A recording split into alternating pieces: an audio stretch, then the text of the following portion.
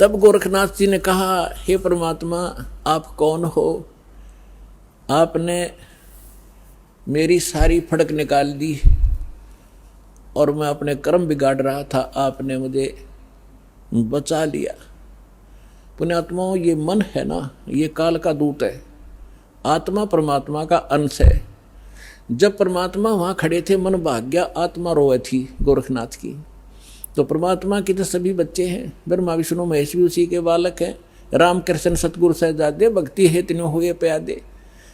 अब वो भी भक्ति के लिए यहाँ आए थे बेचारे, या गलत साधना करके देवता बन गए, वहाँ प्रभु पा के गए। अब सुने नहीं किसी की। अब उनको परमात्मा मिले थे, उनको एक बार तो उन्होंने स्वीकार किया, क्योंकि आत्मा तो सबकी भगवान के लिए तरफ रही है।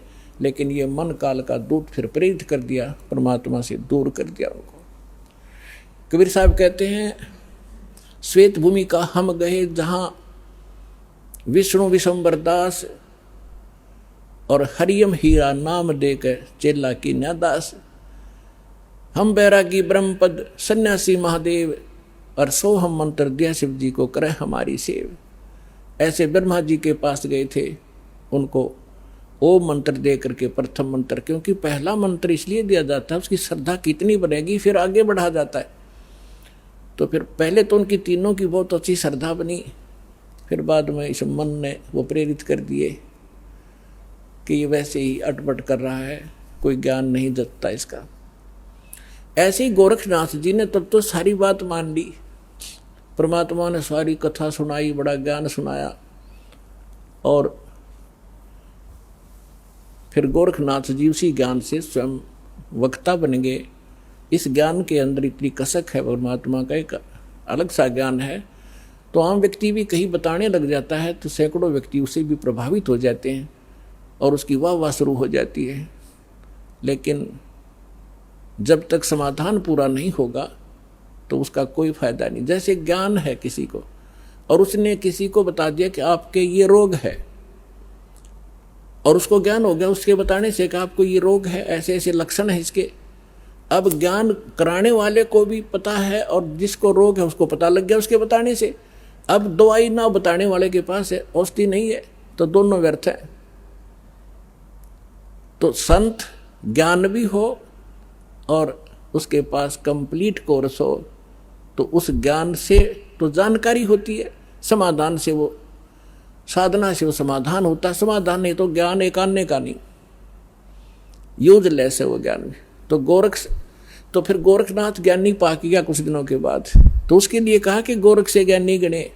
उसके पास मूल मंत्र नहीं था, और सुख दे जति जहान, और सीता सी बहु भारिया पर संत दूर स्थान। तो गोरखनाथ जी ने पूछा, प्रभु आप कौन हो, कहाँ से हो? आप यहाँ, आपके तो लोग जुलाहा जुलाहा करते हैं, धानक कहते हैं आपको, तो क्या बताते हैं परमेश्वर? अवधू अवगत से चल आया, मेरा कोई भेद मरम ना पाया। मात पिता मेरे कछु नाही, ना मेरे घर दासी। जुल्हाए का सुत आण कहाया, जगत करे मेरी हासी। मात पिता मेरे कछु नाही, ना मेरे घर दासी। जुल्हे का सुत आण कहाया, जगत करे मेरी हासी। ना मेरा जन्म न गर्भ बसेरा, बालक बन दिखलाया।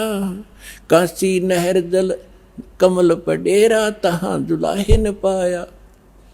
ना मेरा जन्म न गर्भ बसेरा, एक बालक बन दिखलाया।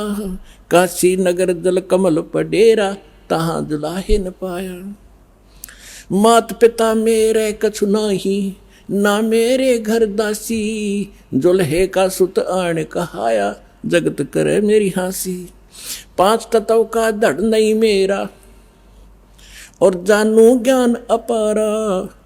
सत स्वरूपी नाम साहेब का, ओहे नाम हमारा। अदर दीप गगन गुफा में, ता निज वस्तु सारा। ज्योत स्वरूपी तेरा अलख निरंजन, वो दरता ध्यान हमारा। अदर दीप जहाँ गगन गुफा में ता निज वस्तु सारा, तेरा ज्योत स्वरूपी अलख निरंजन वो धरता ध्यान हमारा। हाड चाम लहू ना मेरे मैं हूँ सतनाम उपासी, तारण तरण अव्यय पद दाता मैं हूँ कबीर अविनाशी। अब क्या बताते हैं परमात्मा कि ना तो मेरा कोई जन्म हुआ, ना मैं किसी माँ के गर्भ में रहा, मैं स्वयं ही अपने सतलोक से चल कर आकर के एक बालक रूप धारण करके कमल के फूल पर तालाब में सरोवर में विद्यमान हुआ। वहाँ से मुझे ये दुल्हा लेकर यहाँ आए, जिस कारण से मैं दुल्हा कहा। मात पिता मेरा कुछ नाही, अन्ना मेरे गर्दासी, मैंने कोई पत्री स्वीकार नहीं की। और दुल्हे का सुत आण कहा, जगत करे मेरी आसी। फिर क्या बताते हैं कि 5 तत्वों का धड़ नहीं मेरा, ये शरीर तुम्हारे जैसा नहीं है मेरा।